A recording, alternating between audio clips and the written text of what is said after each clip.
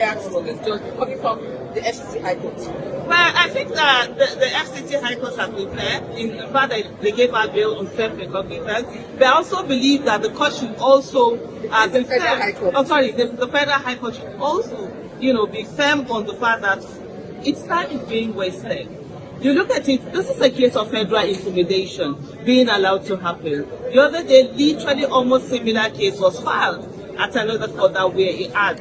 And it goes to show that there is institutions that are allowing themselves to be used as tools of oppression. The one thing that we should worry all of us is the fact that the case that had to do with fighting for justice, for someone's justice, where injustice has happened, was postponed. But the ones where oppression is supposed to go on were allowed to happen. But as we see, it's what it's supposed to be. Let them be, giving her bail of self-recognition, where I expect the court to really strike it out, and not only that, to call on the federal government that we have so many things that are happening in the country, and it does not have the time, the resources to be wasted on the fact that there are two senators who have problems with each other. They're big enough to take care of themselves. There are a lot of people on Nigerian masses who do not have anyone speaking for them. There are a lot of cases out there that people have been willing to appear before the court. They haven't appeared before the court, but we have certain people who are using their offices and certain institutions being willing tool of oppression for these things to happen. It's just a waste of the nation's time at a time when we should be focused on saving lives. People are dying all over the country,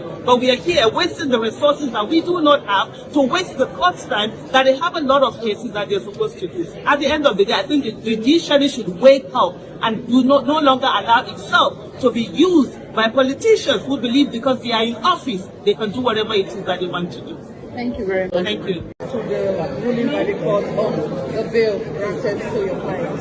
Okay, today the federal government of Nigeria has arraigned Senator Natasha on the second charge before the Federal High Court, Abuja. The charge was read to her, she pleaded not guilty to the charge, and the team of lawyers led by Professor Taru removed the motion for her bail and pleaded with the court to grant her bail on self-recognition on the fact of the ground that she is a serving senator of the Federal Republic of Nigeria, still sitting. She was earlier granted bail by the Federal Capital Territory High Court on a similar charge filed by the federal government, and the prosecution did not oppose this application, and the court graciously granted Senator Natasha bail on self-recognition, having regard to the fact that she is a serving senator of the Federal Republic of Nigeria. And the matter was adjourned to 22nd day of September 2025 for hearing of the charge. I'd like to ask the legal offense.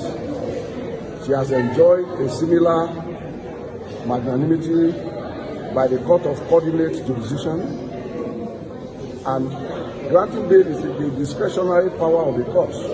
So whether you oppose or not, if the court is mindful of granting the defendant bail, the court will grant. If the court is convinced that the defendant will attend court session to face a trial, the court will, and that's exactly this court did this morning. So it's not strange, rather it's in tune with the law. All right, thank you very much.